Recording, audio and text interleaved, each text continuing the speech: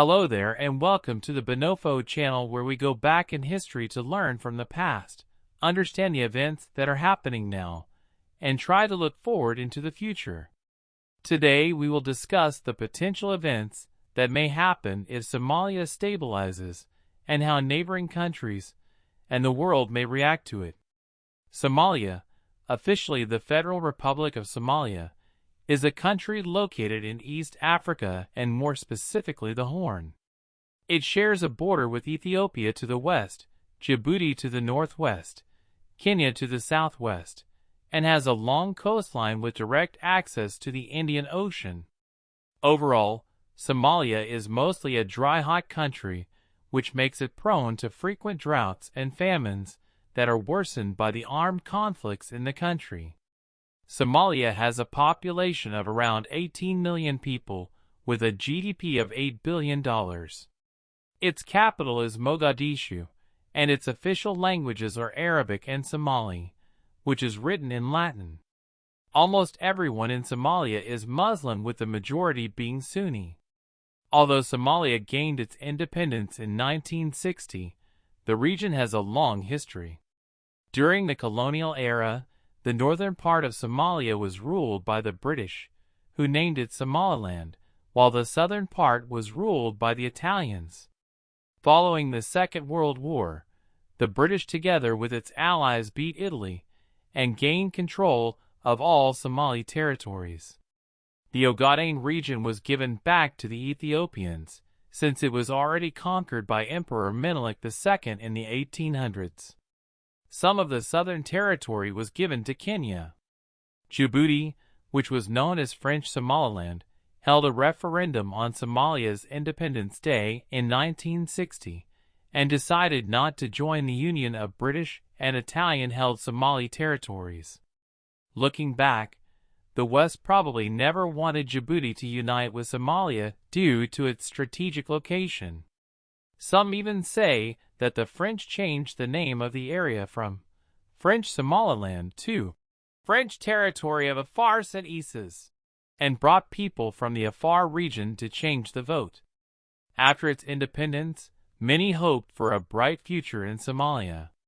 The first president Aden Atta served until he was defeated by his former Prime Minister Abdirashid Shermarke. This was one of the first peaceful transitions of power between political leaders in Africa. His presidency was cut short after one of his bodyguards assassinated him when he visited a town called Las Enad.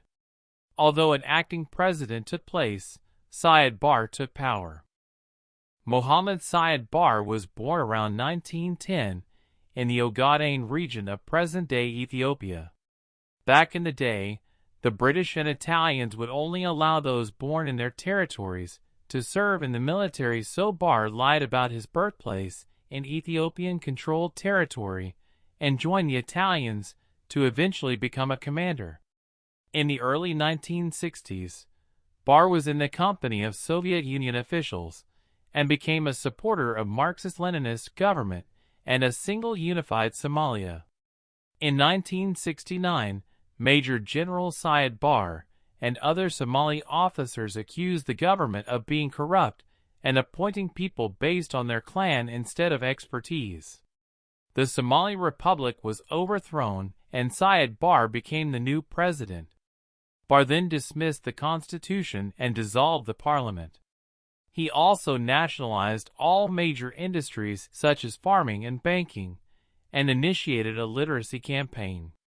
Under his rule, Somalia received aid from the Soviet Union in an effort to fight U.S. support of Ethiopia and have more influence in the area, which was part of the Cold War. He also received aid from multiple Arab nations. After some time, Siad Barre built the military to the point where Somalia had the strongest military in the region and one of the strongest in the continent of Africa. Barre wanted to accomplish the goal of Greater Somalia by uniting all territories with a majority Somali population like Djibouti, eastern part of Kenya, and Ogaden region of Ethiopia where he was allegedly born. At the time, Emperor Haile Selassie of Ethiopia was overthrown by the communist Derg and there was a lot of internal fighting about who will be the next leader. There were multiple liberation fronts fighting, such as the Eritrean, Tigrayan, and Oromo, and there was a severe drought that led to famine. By using all the weapons and money he got from the Soviet Union and Egypt, which wanted to destabilize Ethiopia due to its Nile projects, Barre supported the Western Somali Liberation Front and invaded Ethiopia in 1977 when it was fragile. Somalia was successful in its initial attacks and controlled almost all of Ogaden. Mengistu Haile Mariam solidified his leadership in Ethiopia and quickly told the Soviet Union to put the invasion on hold because he was also a Marxist-Leninist. The Soviet Union agreed and wanted Barre to negotiate with Mengistu.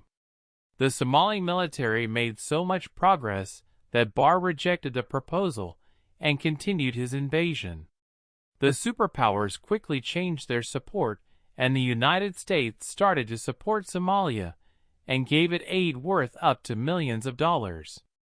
This did not go well with Soviets, who stopped providing aid such as MiG-21 planes to Somalia and instead gave billions of dollars to Ethiopia along with 15,000 Cuban troops, which Fidel Castro sent. The Ethiopian counter-offensive was successful, as they managed to get air superiority and beat the Somali forces out of the Ogaden region. A third of Somalia's armed forces and half of the Somali Air Force died in the war. After losing the war, many Somalis fled from Ethiopia to Somalia. The economy was ruined, the military took heavy losses, and a famine was taking place.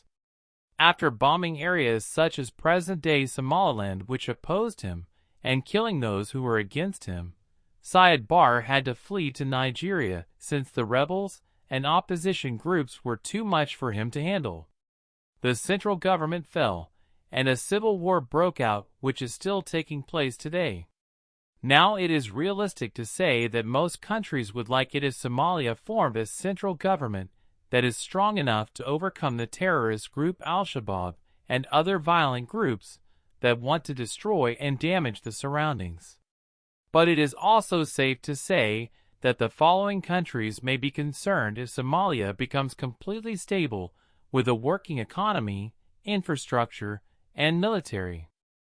Somalia and Ethiopia have a long history of fighting, and the Ethiopian government is aware that if Somalia stabilizes, it might consider supporting groups such as the Western Somali Liberation Front in Ogaden and other groups such as the Oromo Liberation Army to destabilize Ethiopia.